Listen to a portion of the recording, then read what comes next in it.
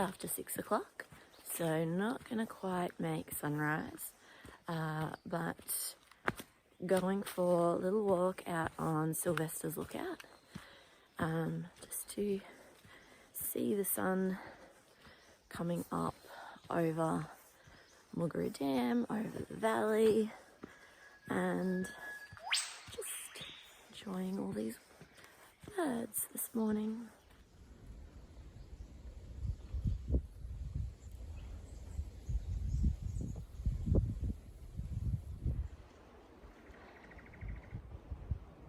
Anxiety is one of those things that a lot of mums in particular, and maybe that's just because that's the people that I spend a lot of time talking to, that they have come in waves. And this is in no means mental health professional speaking right now. This is purely my experience of it for the last couple of years, where when you have so many just competing things for your time, your energy, sometimes even your body begins to just go into a space of constant worry or constant stress or constant fight or flight mode, and trying to re-regulate, coming back to a space of rest is almost impossible, or it feels almost impossible, without getting support in whatever way, shape that takes for you. And it can be caused by so many different things, and none of it makes you a bad person. None of it makes you a bad mother. I mean, for me, my anxiety, or the anxiety that I've experienced for the past couple of years, came about from a lack of sleep, to start with. The lack of sleep and constant rounds of toddler sickness. We had hospital trips, there were surgeries, or a surgery. There were just all of these extra things to factor into, on top of the normal day-to-day work, balancing relationships, trying to make sure that you were spending enough time with other kids, older kids who sometimes want to spend time with you, but most of the time they're starting to grow out of it and want to play with their other friends or hang out with their other friends. Looking after yourself, doing things that light you up, just running a house. We're a shift work family, so there is no structure to that side of our life. There is no home time. It could be, no routine home time. It could be, 3 o'clock one afternoon, but then it might be start work at 5 o'clock the next afternoon and work until 7 in the morning. But then the job runs late, so it's 8 o'clock, 9 o'clock in the morning. You don't find out about weekends, if you've got them free, until 5 p.m. on Friday afternoon.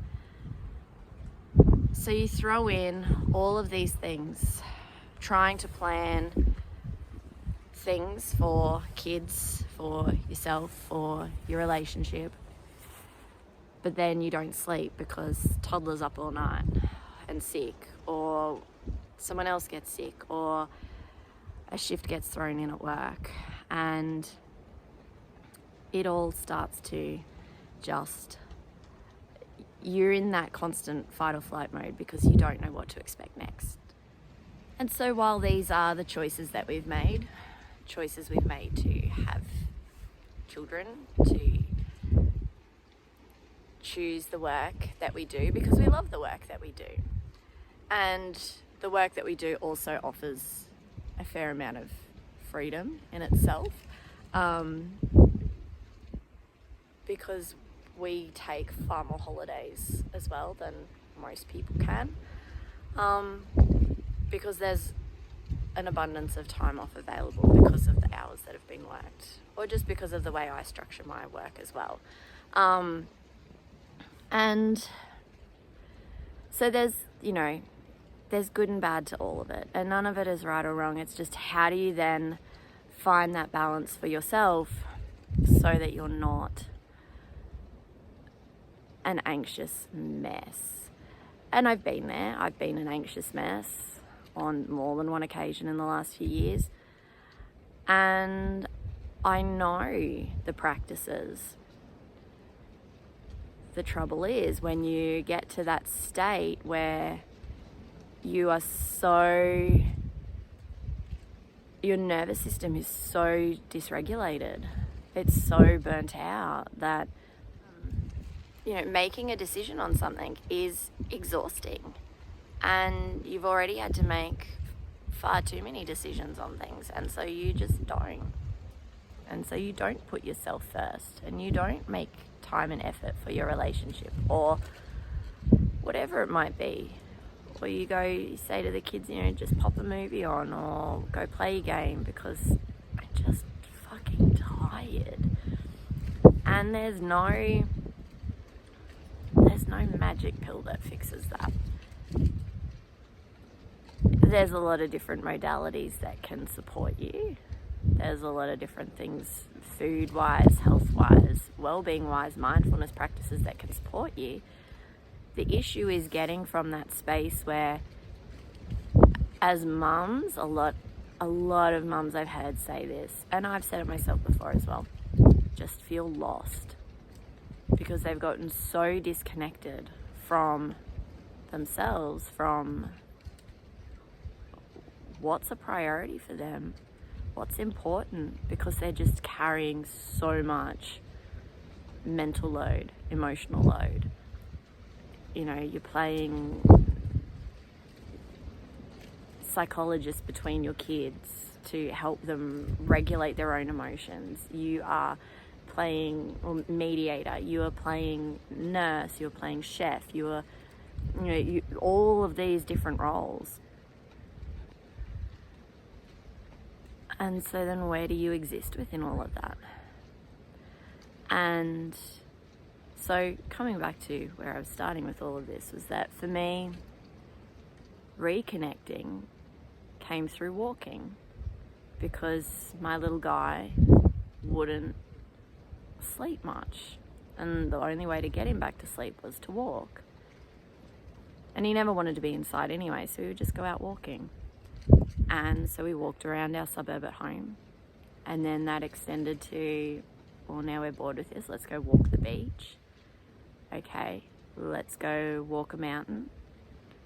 And it slowly grew and evolved into, okay, now that you're old enough and I can't always carry you,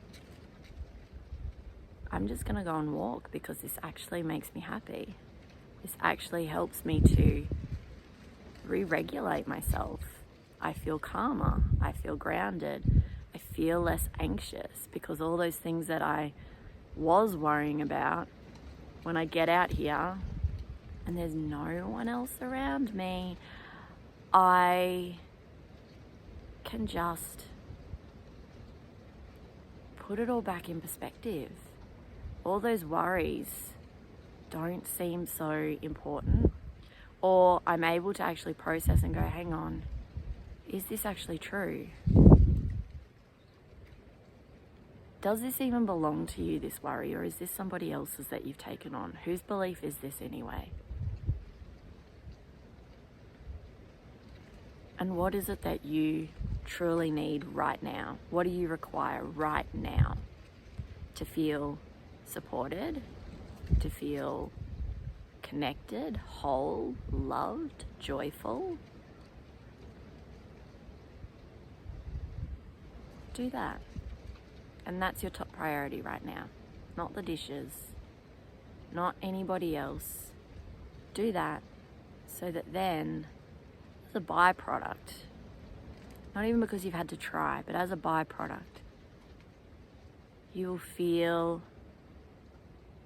more able, more capable to give in those other relationships again, to your kids, to your partner, to your family, and not be so worried, not be so stressed out and anxious all the time.